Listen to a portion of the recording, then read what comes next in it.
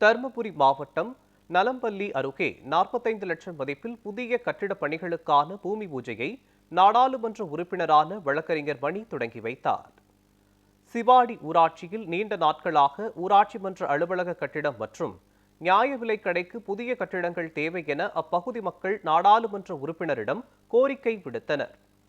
இந்நிலையில் அண்ணா மறுமலர்ச்சி திட்டம் மூலம் 31.40 லட்சம் ரூபாய் மதிப்பீட்டில் புதிய ஊராட்சி மன்ற கட்டிடம் மற்றும் அதே பகுதியில் மகாத்மா காந்தி தேசிய ஊரக வளர்ச்சி திட்டம் சார்பில் 13.65 லட்சம் மதிப்பில் நியாய விலைக் கடைக்கு புதிய கட்டிடம் என 45.05 லட்சம் ரூபாய் மதிப்பீட்டில் கட்டப்பட உள்ள கட்டிடங்களுக்கு நாடாளுமன்ற உறுப்பினர் மணி பூமி பூஜை செய்து பணிகளை தொடங்கி வைத்தார்.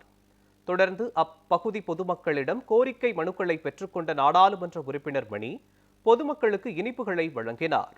இந்நிகழ்ச்சியில் ஒன்றிய செயலாளர் ஏஎஸ் சண்முகம், பொதுக்குழு உறுப்பினர்கள் ஆறுமுகம், ஏலகிரி நடராஜ் மற்றும் அரசு அலுவலர்கள், பொதுமக்கள் என ஏராளமானோர் கலந்து கொண்டனர்.